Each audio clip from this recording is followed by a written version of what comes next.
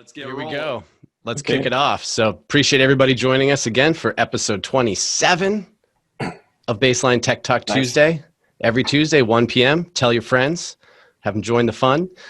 And for those of you that this may be your first time joining us, I do see a couple new names possibly. You can catch all the old episodes on the YouTube channel, and that's Baseline Web Training, all one word. Search for that on YouTube, and every past episode is there, as well as the helpful tech tips that Dan's been putting together to try to answer a lot of our most frequently asked questions, so that when you have a question, you can self-serve the answer and jump out of the technical support line and get a faster response. It's all about flattening the support curve. Yeah. So today, Dan's going to go a little bit under the hood, literally under the hood, and we're going to talk about some of our boards and troubleshooting them and how to use some of the electrical tools and some things to look for when you're in the field. And again, as Chris just mentioned, we like to try to evergreen this content, so it's going to live on YouTube. And we hope that for those of you that are joining us that are also part of our distribution and support network, that knowing these videos exist out there, you can share them with your contractors, with your installers, so that if they have a possible board issue, as Dan's going to discuss, we can send them these videos and then they can troubleshoot it perhaps on their own in the field. So with that, why don't you take it from here, Dan? Awesome. Hey, thanks, Andy. So today I wanted to show you a couple of different things. I wanted to show you that some basic parts of baseline controllers, of pretty much all baseline controllers. I wanted to go through some of the steps that support will go through when you have issues or problems or questions about your controller, but these are also steps that you can take on your own. And then I wanted to highlight a tool that I think is essential for working with controllers. So with that, I'm going to switch over to my camera, to my overhead camera.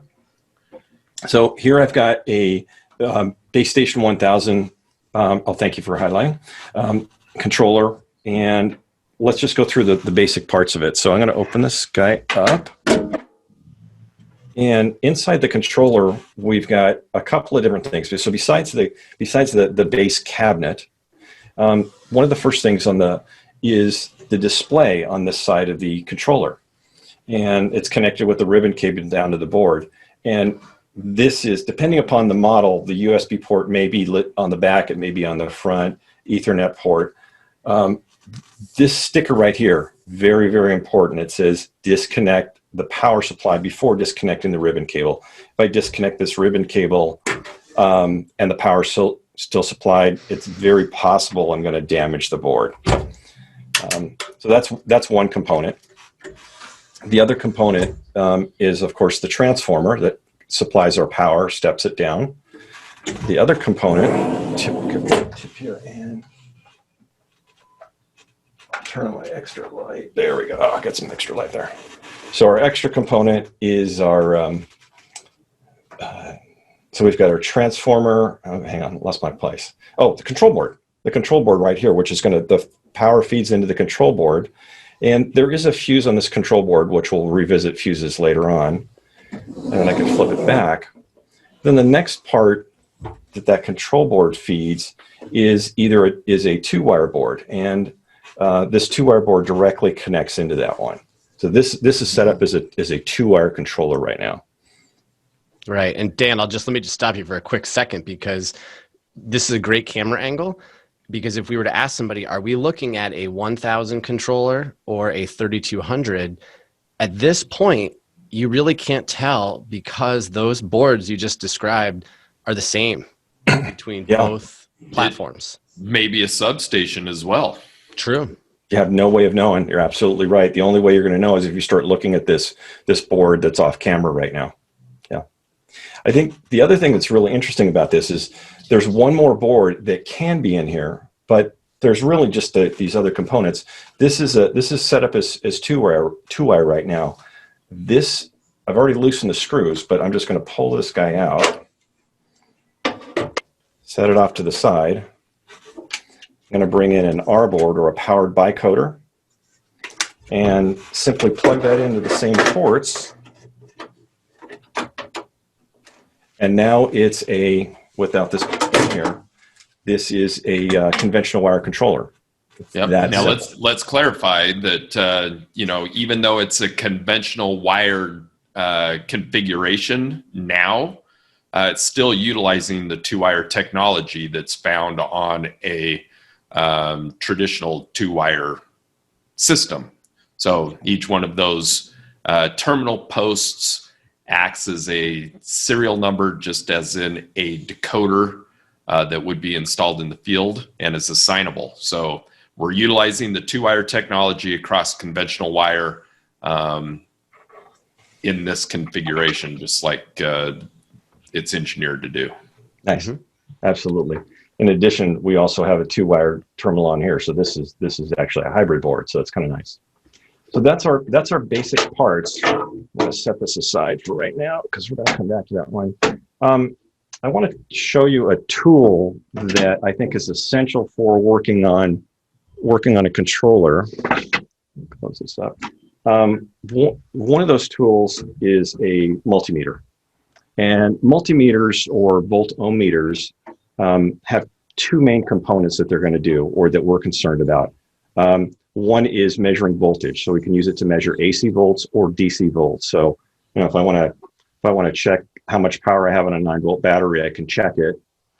Or what'd you do when you were 10? You'd lick it. Of course. Right. No, you tell your little brother to lick it. Still do. But you can test it. You can test the DC volts. Definitely don't want to lick AC volts. That will be rather painful. So we can do that. We can also check resistance or continuity with it. This could do other things, but those are the two main things that people use these for. This is probably a $75 or $100 meter, but you can get them as cheap as $20. So this is a Greenlee multimeter. So wonderful tool to have. The other tool that we talked about during overcurrent troubleshooting is a milliamp clamp. Obviously, we've got the clamp here, but this also has AC volts, DC volts, and resistance. So this is actually two tools in one. So if I had to choose between which one I was going to buy, I definitely would purchase this device because it's going to do everything I need. Help me on overcurrent, and it'll do my power troubleshooting and resistance as well. So this is a tool I'm going to be using today. So let's see some of the things that we would test either with this device or with other ways. So we're going to open it back up. Yeah, and just keep in mind, it's always nice to remind us, or everybody that's listening, if you look at the components that are in that controller, there's what, Dan, 4? Transformer, two-wire board, control board, and display, right? That's it. 4 potential parts that could fail, and that's it. Right. I think the other thing about the modularity is if I wanted to upgrade a substation or a 1000 to a base station 3200, this display right here is the controller, right? It's just as simple as powering it down, unplugging the ribbon cable, and then I could leave all my power and my wiring over on this side. And I don't need to mess with that one. Yep, and we have had projects that start with a 1000 and they decide later on they've either exceeded the zone count or they want some additional functionality, so they upgrade it to a 3200. And if there's any projects that have substations that at some point want to be separated from the main system and be standalone, they can easily be converted to the 1000. Right. So if you run into a situation and you're out in the field and you have issues with the display board or the display itself, that's realistically, you're going to be working with support on that. We're going to say there are no user serviceable parts or anything to service on this one. Read the smallest print on that sticker. Warning, disconnect power before removing ribbon cable. Failure to comply will void your warranty. Yes, indeed. Okay, that's an important thing. So, the display is likely the most expensive part of the controller itself. So replacing the display is not a, real cheap proposition. And we can tell if the display board has been disconnected while under power. So please keep that in mind. If you've got techs that you work with, also communicate to them that if they're doing any troubleshooting, that the controller must be powered down before that ribbon cable is disconnected. Nice. Okay, so for right now, we're not gonna do any troubleshooting or work on that one. So then let's look at the transformer. So we've got transformers going to take our high volt, our 110, 120 power supply, and step it down closer to 24 volts so our controller can work with it. So I want to be able to verify the power on that. So I'm going to use my meter, and this time I'm going to set it to AC volts, pardon me. And I don't have this plugged in, so I'm not going to shock myself either. But we can test on the top of the transformer. So there's 2 screws right on here, and by peeling off this tape, I can get to those 2 screws. They're just right here on the top. And I'm going to be looking for about 24 volts. Now, if I have 24 volts there, what's cool about this test is it tells me that the transformer is good, the connections in this box are good, and that my power supply is good. So I don't need to check the circuit breaker. I don't need to go out to the meter or anything else like that. I've got power all the way in. The other way to check this is this orange plug right here. And on that orange plug, there's 2 small metal prongs right next to each other, and I can touch that. That'll give me the same power reading because this has a small, short, I'll get my hand out of the way, small, short wire that connects that to that. And I particularly like the orange plug because I use this to power cycle a controller. So if I need to power down a controller and I don't know where the circuit breaker is, or I don't want to unplug it, I can just disconnect this. The transformer's still powered, but it stops sending power to the control board. So using the meter for AC volts is one of the first things that we're going to do. So verify the power supply. Beautiful. We can move on to the next one. So I don't know, Andy. I think Dan may have future as a hand model. What do you think? I was thinking we need some help in the support department. I like working from home, so no. The next thing we're going to do is we're going to test our first fuse. So for that one, I'm going to set to resistance, or the horseshoe, and that's going to measure in ohms, ohms of resistance. Now this particular meter has a tone on it, so when I have continuity, it will give us a tone, and I'm going to turn that off so it's not so annoying. So I'm going to look for low resistance or no resistance across a fuse. So the first fuse we're going to look at is on that control board. This one's going to be a little hard to do, so I'm just going to tip it and just point out where this fuse is. There's 1 fuse on this control board, and it will stop power from moving downstream if that fuse burns out. That fuse, I'll test other fuses in just a moment. That fuse, that one is a slow blow fuse. Now you get an extra slow blow fuse on the door of the controller. There we go. Here it is. So there's an extra slow blow fuse on there, but again, reading those labels, it says slow blow fuse, replacement fuse, contact support before use. Well, what would cause a fuse to burn out? Well, anytime more than 2 amps is going through that fuse, it's going to break. So for some reason, we're sending too much power beyond. Something downstream is drawing too much power. Could be the next board, but more than likely, it's the wiring out in the field.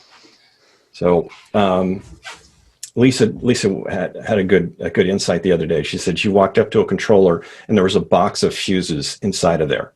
So they had burnt the first fuse, they burnt the second fuse, they had to go out and buy 5 more fuses and burnt those. The problem's in the wiring, right? So when Sounds you like see they needed a bigger box of fuses. No, they did. They needed to fix something. They needed to stop and read the damn stickers, right? The sticker tells you what to do. So, okay. So with that said, I'm going to close this up and we're going to come back out, and I pulled out my board. So the next thing we're going to check is, after that control board, is the 2-wire board. So I've got my 2-wire board out and I need to pull off. So here's a fast blow fuse that's on the top, and I'm going to pull off this little cover so we can see what's going on here.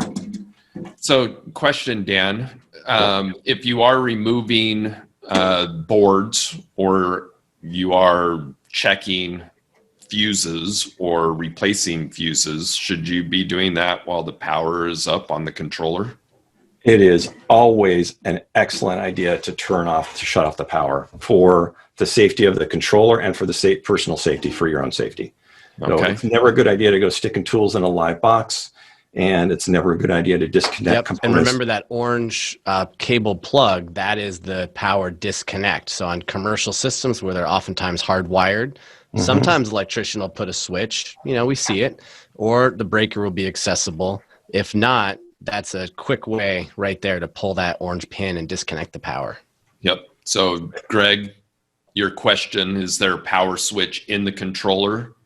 No, not a physical tripping switch, but that orange connection can be removed that will remove power to the control board and to the display. So here on this board, I've got 2 fuses, and the likelihood of both fuses burning is less likely, but it might just be one fuse. Now, sometimes you can tell that a fuse is blown because it's black inside, and you can see that the thread is disconnected. That's not always the case, right? It may look intact, but in fact, it's not working. So I've now set my meter to resistance, to ohms here, and I'm going to test this. And let's turn the tone back on. So this fuse, I've got tone. This fuse has continuity. It passes power through it. Now on this other fuse, if I'm testing it and I don't get continuity, this fuse is probably bad and I need to replace the fuse. But realistically, we need to call support and start investigating what's going on downstream. So this is after that control board. This is the next component in there. Now you may have a conventional wire system. So let's take a look at a conventional wire system. Pull off this cover. Yep, so while Dan's doing that, you'll see those terminals, and on the right-hand side, you have your 2-wire port. You've got 2 extra zones for master valve and pump starts, and then you have your rain switch terminal. Right, and then this is a 24-zone powered bicoder here. So on this particular one, we're going to do the same thing. We're going to set this one to continuity, and I can test. This one only has 1 fuse. This fuse is fine. No problems there. So that's testing the boards. The other thing that we can do with both the 2-wire board and the power board, or excuse me, the R board, is we can test for power coming out. So for that one, I'm going to set to volts AC. And again, since I don't have this connected, it's not going to actually power up, but I could go to zone number 1 and the common and see if I have continuity.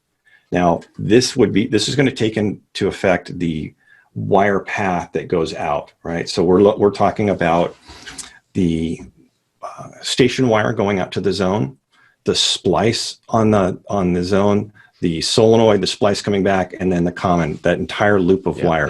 And if it's complete, we'll have continuity. If it's not, actually, I'm talking continuity and I'm talking power.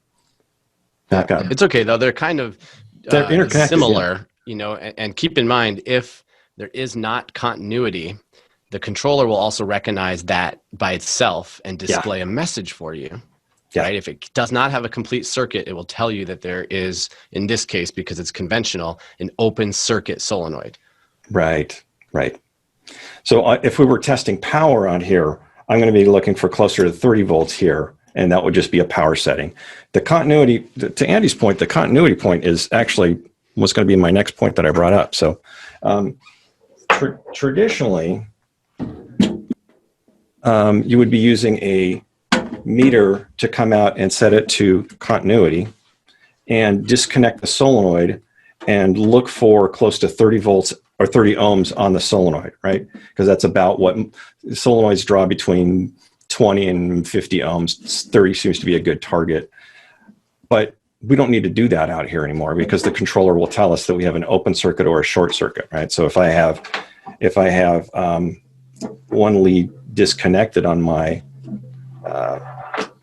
solenoid connection, it'll say it has an open circuit, and if I had them shorted together, it would tell me that at the controller. So for the most part, I don't need to use this out in the field.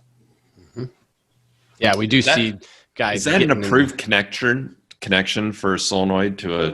It's approved connection for testing and demonstration purposes only. Okay. Or indoor use for that matter, right? Yeah. I use these on my in classroom trainings because I need to take it apart and move it from city to city, and they work really well. And ridiculously enough, they are rated for high volt, but they're not wet climate rated, so they're not rated for. They don't meet the baseline spec at all. So the meters can be used a couple of different ways, right? We can use them to test our power into our controller, which is always a good first step, right? If we don't have a display, is it a fuse? Is it a display? Maybe someone just tripped the circuit breaker. So let's check that with our meter set to power. The next step is then checking we're not going to work on the display. We'll work on check the transformer. That's verifying the power. Check the board and the fuses on the board. That's the power board, and then check the TwoWire board or the R board as we move downstream. And for the most part, we won't need to be checking these out in the field because the controller will tell us how that's working. So that's the gist of this. And I've told people that I think that a multimeter is an absolute requirement. Even a simple multimeter is an absolute requirement for anyone working on conventional wire systems. And if you're working on 2-wire systems, this makes sense because it kills two birds with one stone. I mean, I've got 3 more meters out in the garage, so I've got a slew of them, but that's more. Those milliamp meters, they are available, through third party, but we also have a part number on them. So if you want to, streamline your search, you can order one from Baseline through distribution. Correct. Yeah, the one that we have a part number for is a BK316, I believe. Yeah, it's a BK Precision, and then this particular one I have is the more current Armada. So they're both equally good. There are pros and cons on each one, but I had one break on me in the field and got what I could put my hands on. So that's the gist of what I had. How are we doing on? Yeah. So we've got a question. What is the name of those connections that you were showing? See, Dan, what you did. The name of those connections are for demonstration purpose only. All right. What other questions do we have? People coming in. Again, this is intended to help us flatten the support curve. So if you approached a controller that you're having issues with, you want to verify power, we want to provide for you the knowledge and the ability to check those and verify them so that you can do some self-recon before, having to call support to determine if you've got an issue. So it's important to realize that, our boards are consistent across the different controller platforms. So whether it's a 3200, a 1000, a substation, or a flow station, those primary boards are the same through each one of those different controllers or performance components. So let's talk about these fuses for a minute and why they might get damaged. I mentioned that sometimes one fuse might burn out versus 2 of them, and what's kind of interesting is if only one fuse burns out, that output voltage will be half of what it should be. If both of them are working, I've got the correct output voltage. So that's kind of sometimes you do a voltage check and then you go back and check the fuses. But the reason that these fuses might break or burn is because it's drawing too much power through them. Well, the reason it's drawing too much power through them is there's an issue on the 2-wire path because this is a 2-wire board. Well, that directly relates to an overcurrent. So what can happen is a high draw for a short period of time could burn the fuse, or a lesser draw for a long period of time can burn the fuse as well. So either one of those. So essentially out on the wire path, we've got the red and the black on the somehow either touching, intermittently touching, or passing current back and forth, and that will burn the fuse. So fuses are often related to overcurrent issues, and that's what I've seen. I've seen these fuses go when there's an overcurrent and people are ignoring an overcurrent. So yep, and the controller starts to just act a little wonky sometimes when it has an overcurrent, because it can be in an overcurrent status occasionally without the message being displayed, and you can't find devices, and it just, things aren't quite acting normal. That's often the sign of an overcurrent that may be just sort of on the edge of tripping that message and being displayable. Right. Fully shorting out. Correct. So this is a great time to point back to the Tech Talk and the tutorial videos that I've done on overcurrent. And there's kind of a step-by-step using this device. And for an overcurrent, we don't need the leads. We're only using the clamp portion. And what's really nice about that is it's non-invasive. So by the way, this device will not work to find an overcurrent. No way, no how. This is the device to use it. So that's why my recommendation is, if you're only going to get one, get this one. If you want to get both, that's cool too. Yeah. And one quick reminder too, if you are troubleshooting a decoder and you're not sure if there is an issue with it, the best thing you can do is remove it and plug it directly into the 2-wire port on the controller and run a search and test for it there. Before bringing it to the distributor, returning it, thinking there's something wrong, remove that wire path entirely, even pull the wire path out of the controller and just try to talk to the one device plugged in. And we see this, more often than you would imagine, that there's really nothing wrong with the device. It's a wire problem in the field. And if you just plug it into the controller, you can test those devices. So to reiterate what you just said, if I disconnect the wire path, as complicated as it might be, and make this the entire wire path, all 10 inches of this one, and this is the only wire path, if this comes up clean, then it's obviously not the issue, and it's somewhere in the wiring between point A and point B. I think it's a fantastic technique. It's crazy simple, but it's worth reminding, that this is something you want to do, to rule that out.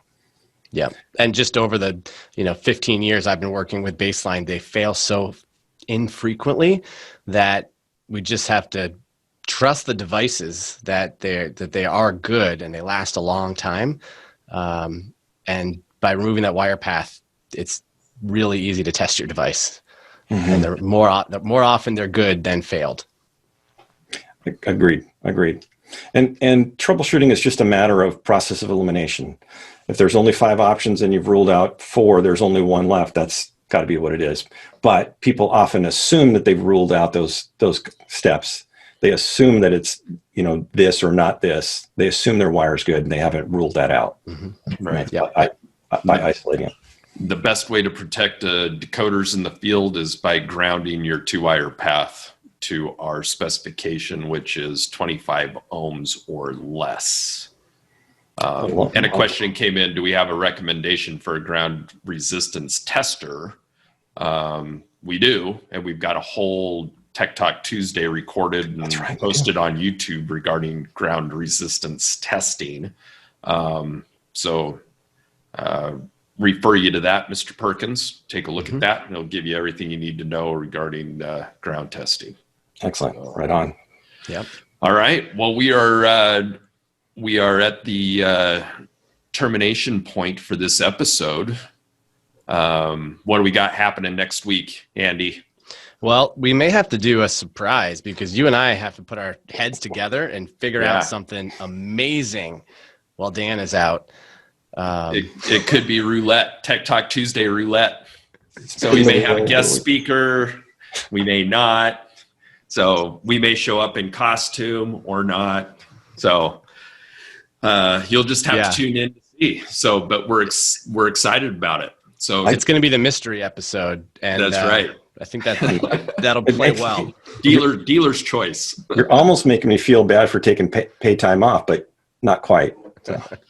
Very good. All right, everybody. We appreciate you joining us again. Hopefully that is good information. You learned something that you can apply to the field in helping you troubleshoot sites and manage your baseline systems and help us to manage our support load. So again, if you want to review the information, you can find it on our YouTube channel. It is recorded and will be posted later today. So go out, be safe, work hard, and we will see you again next week. Same time, same place, same channel. All right. We'll see you next week, guys. Looking forward to it. Peace out. See ya. Bye.